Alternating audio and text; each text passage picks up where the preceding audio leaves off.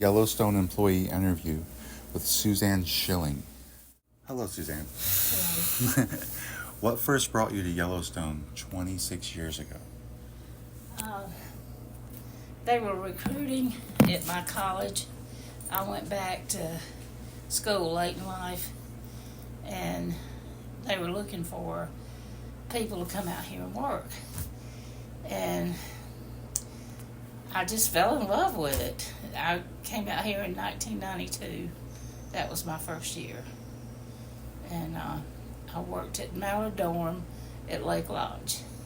And it was great.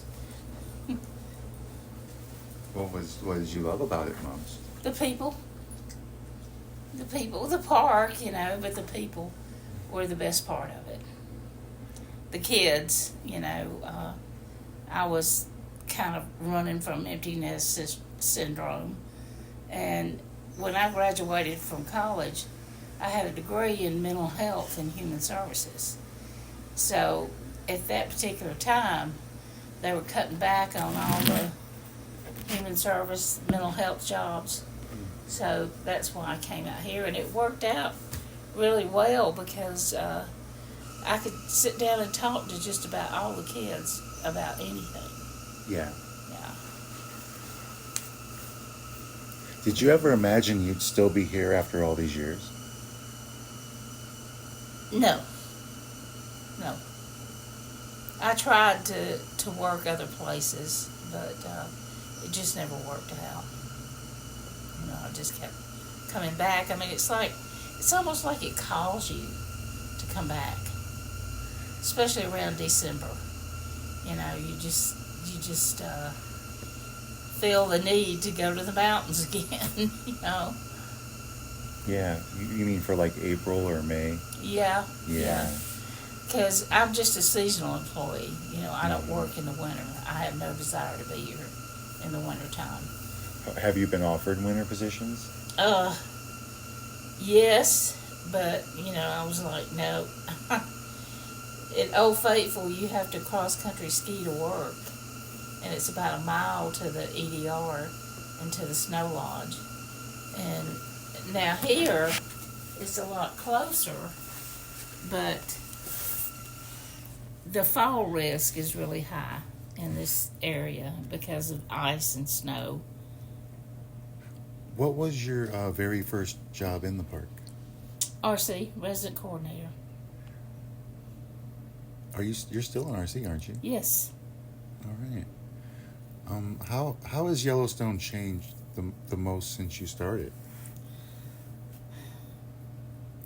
Just, when I look at the dorms, I see a lot of wear and tear over the years. The grounds are not the same as they used to be. They're not as pristine as they used to be.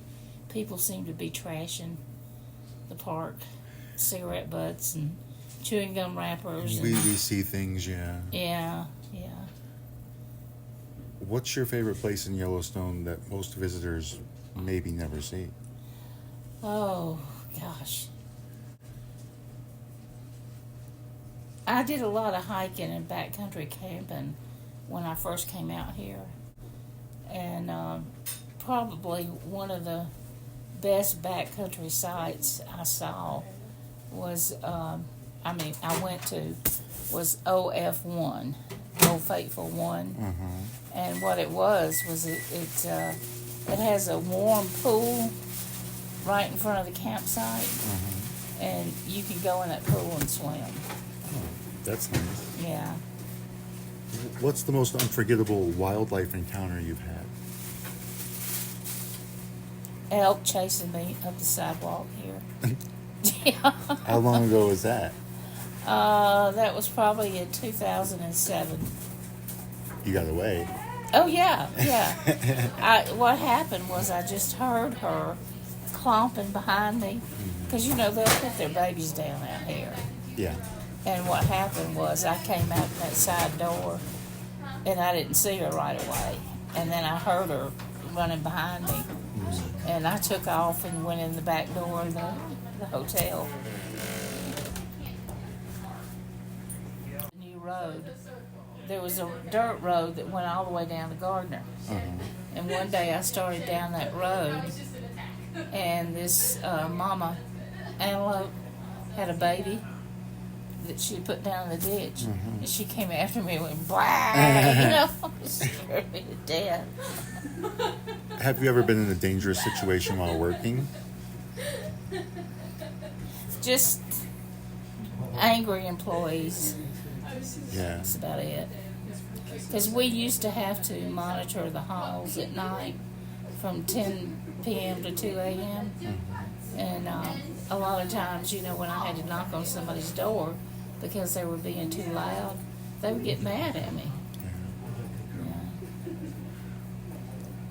What's one rule visitors should always follow but often ignore? The 25 feet away from a wild animal. They get close, don't they? Every single year there's a goring, there's a bear attack. I mean, it never fails every year. And cars get attacked. Oh, yeah, yeah. When the elk go in the rut, it's unbelievable up here. Yeah. It's crazy. Yeah, and right here in the yards, too. They're just Yeah. all over the place. If you could take someone to only one place in Yellowstone, where are you taking them? The Fairy Falls. Yeah, that's wonderful. Yeah. That's where Grand Prismatic is. Yes, and what's the other? If you go past Fairy Falls, Imperial Geyser, Oh. it's on the back. It comes out the side of a hill. Yeah. Yeah. How do you stay motivated after 26 years?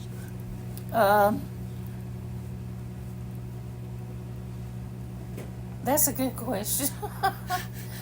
I come back for the people. That's what I enjoy the most. I love hearing the stories about backcountry camping and about adventures that people have. Yeah. Like Bobby. Yes. Bobby. He's been here years. I'm hanging out with him tomorrow. I know. I think that's great. What's the most rewarding part of working here? Is it nature? Nature and the people. Last year, we had 5 different managers in the housing department.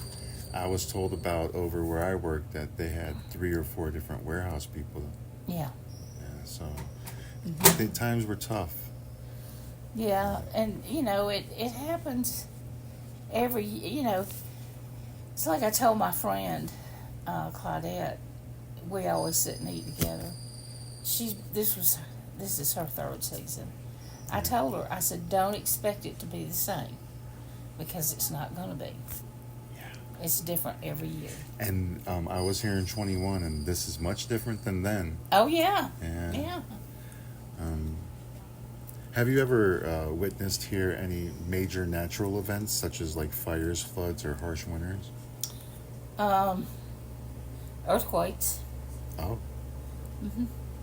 I've been through a few tremors. My first year here, they had a 4.7 at Lake, and it felt like somebody picked the dorm up and dropped it. And all the kids were running downstairs going, "What was that? What was that?" Yeah. Was there more than one earthquake, or? Oh yeah. Yeah. Yeah. After that, the big quake. Of course, people from California think that's funny. 4.7's nothing. There's gonna be earthquakes here, though. Oh yeah. Yeah. And I mean, there's times I've been at Lake as an RC, and I felt it, shake. What is one Yellowstone memory you'll never forget? My boss that I worked with for years, Ken Harris. Okay. Yeah. You want to tell me a little about Ken? He lived an immigrant. He had a dog rescue at one time. He rescued sled dogs. He was just one of those people that was exceptional. He just, he was then they called them personnel managers. Now they're HR people. But he did it all. He did the personnel. He did the housing. He issued people keys, and he did everything. And he taught me how to clean. He was just amazing, you know. And he would get right in there with you, you know. Where was he from? I think he was from California, but he was one of these self-made persons. He came from Skid Row. Oh, yeah. And started washing dishes. That was the first job he had.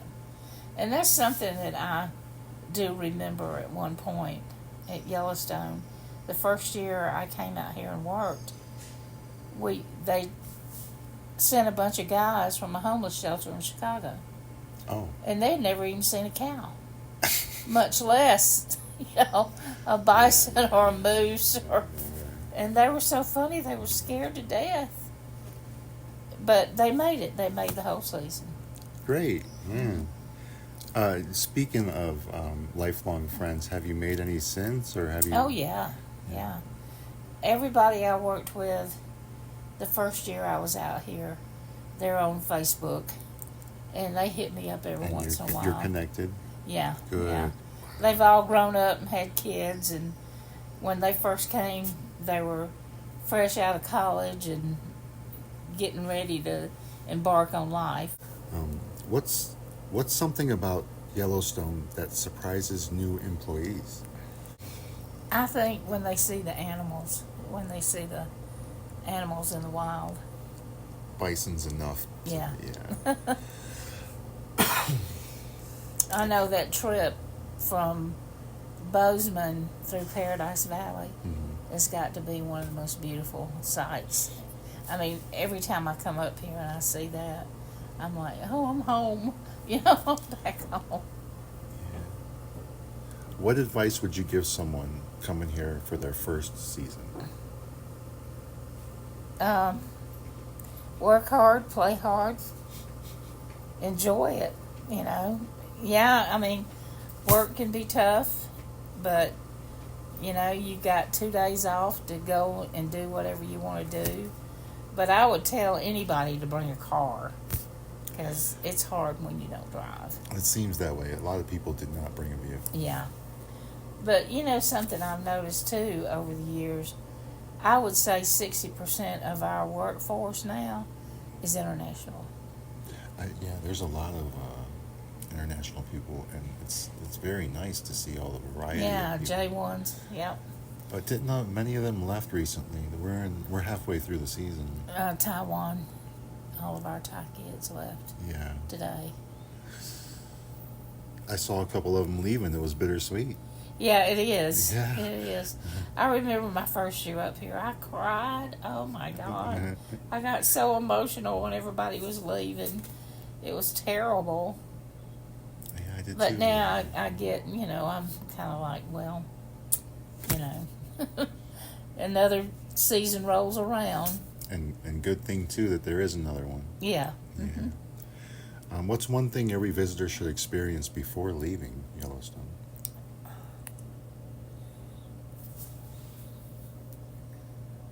I think they should get out and hike. You know, walk some of these trails. Don't just ride in your car through the park. There's so many trails to explore. And, I mean, you're out in nature when you do that, you know. And many are trying to do that. Not many that we see, but... Yeah. Have you ever had a close encounter with a bear? The closest I ever came to a bear was on the Pebble Creek hike. And he was actually across the creek and up on a hill, and he was pushing at a log and huffing at us, you know, kind of warning us, move on. But we didn't hang around to see what he was going to do. So. Of course not. Is there a place in Yellowstone that still gives you a sense of awe after all this time? Shoshone Lake. Yep. Okay. Shoshone Lake. Have you been there yet? Where is that exactly? Okay, you know it's on the south end of the park. when you're going out toward Jackson Hole? I have not, because I have not been to Jackson Hole or Jenny Lake yet. Okay. Well, there's a lake called Lewis Lake. And in order to get to Shoshone Lake, you have to walk around Lewis Lake and go up this channel, because there's a channel between both lakes. Mm-hmm. I've canoed that channel, and I have camped at Shoshone Lake several times. Okay. It's beautiful. It's like an emerald, and you can, when you're in a canoe and you look down, you can see fish. It's so pretty. It's so pristine back there. I gotta go there. Yeah, you do need to go there. Bobby says the best fishing time there is in October. Well, I'll be here half of October anyway. Yeah. Yeah. Mm-hmm. But there is a trail you can take. DeLacy Creek will take you to Shoshone Lake.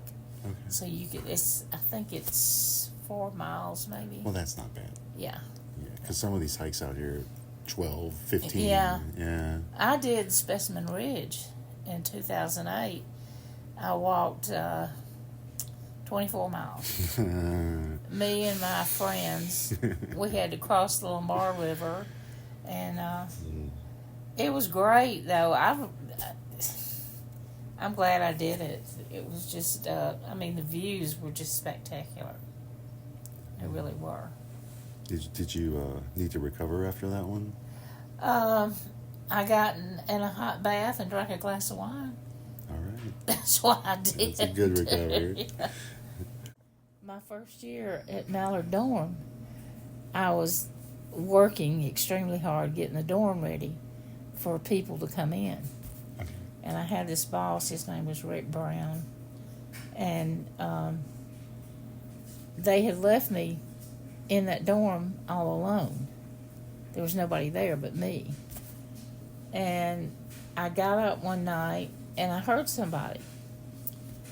So I walked out, and here's this guy. He's got on jeans and a plaid flannel shirt, typical Yellowstoner. Had on a ball cap and had a little goatee. And I looked at him and I said, "Can I help you?" And he goes, "Oh, I was just looking around. I used to live here." And I said, "Really?" And he said, "Yeah." He said, "I used to live here and work here at one time." And I said, "Well, I have to ask you to leave because, we're not really open yet." So he walked out. And the next day, I told my boss, I said, "This guy was in here last night, and he was asking me questions, and he said he had lived here before." And Rick looked at me and kind of cocked his head sideways, and he goes, "What do you look like?" And I told him. And he said, "Oh my God." He said, "You got to see this." So he took me over to the pub, and we went inside the lake pub, and there was a picture on the wall. And the pub's named after this guy. This guy's name was Henry. Okay. And when I saw the picture, I was like, "Yeah, that's him." And Rick goes, "Oh, no, it can't be." And I said, "What do you mean it can't be?" It was him. And he said, "The guy died 5 years ago. He fell through the ice, he was out on a backcountry camping trip in the snow, and they ran over a thermal feature, and he fell and was burned real badly. But a blizzard came, and they couldn't get him out. So he died. His name was Henry." And sitting here talking to you, looking at you, he was as real could be. Well, maybe it was an apparition. Had to be, right? I don't know what it was. Had to be. But, it made sense.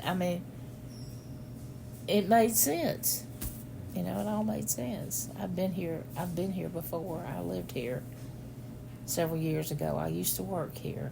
And I'm like... My mother said that she was in the basement of our house, and she was sitting down with a crochet. She used to crochet. Mm-hmm. She had a crochet blanket she was working on, Mm-hmm. and she said it was creeping up her body by itself. Oh God.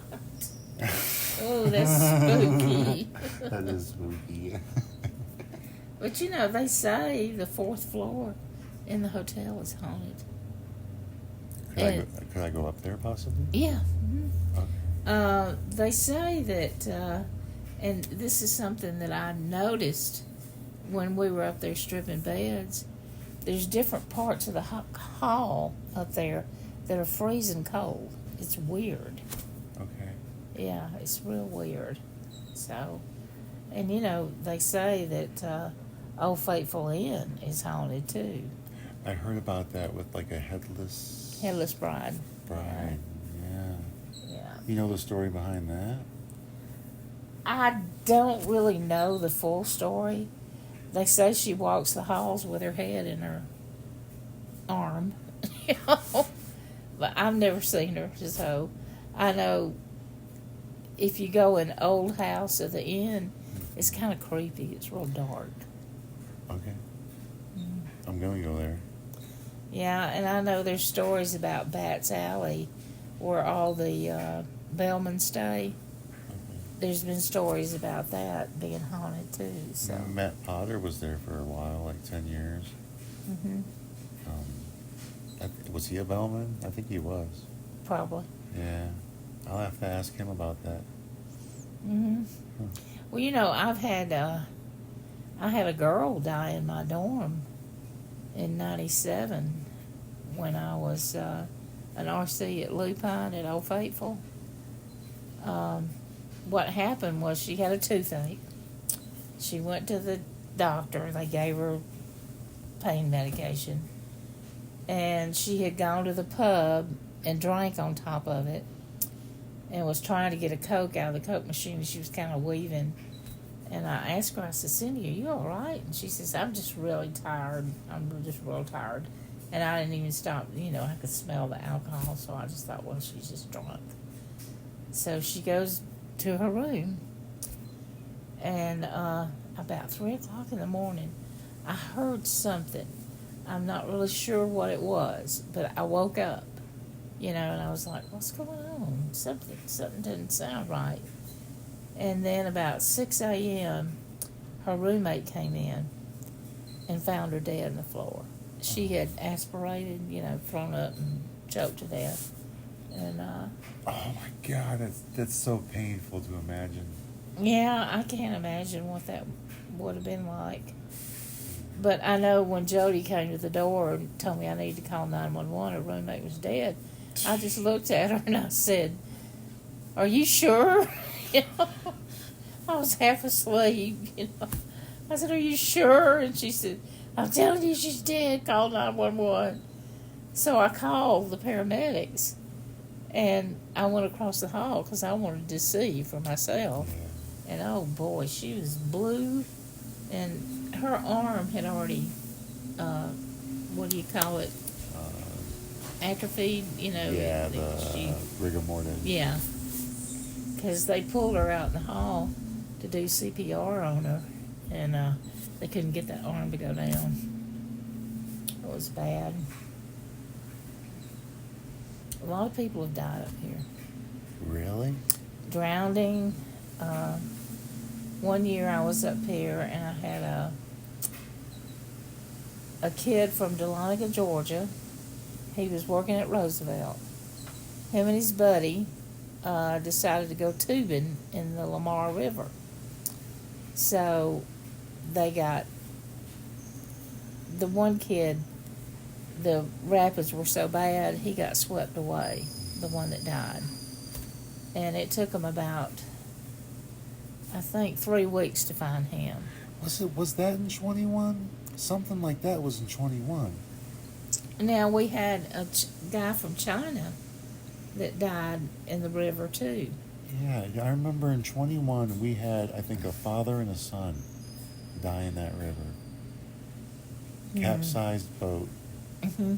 And both of them died. Yeah. Now, this kid, his parents came to help look for him, and they finally found him. But the young man from China, they never found his body. They found his skull about 2 years later in Livingston. Okay. Huh. Was there any strange? Because river people die in the river. Yeah. Was there any like super strange deaths here that you ever heard of? Or?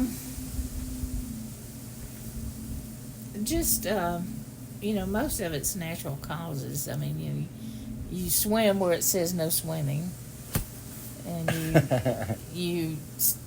well, one of the most horrible things I heard was that kid in 2007. The 3 kids that were out wandering around at night, and they locked arms to jump over a hot spring. They were going to jump over it. And what happened was when they jumped over it, they fell through. Yeah. Now, the girl, she didn't make it. She was up to her neck. And from what she was only like 18. Okay. Yeah.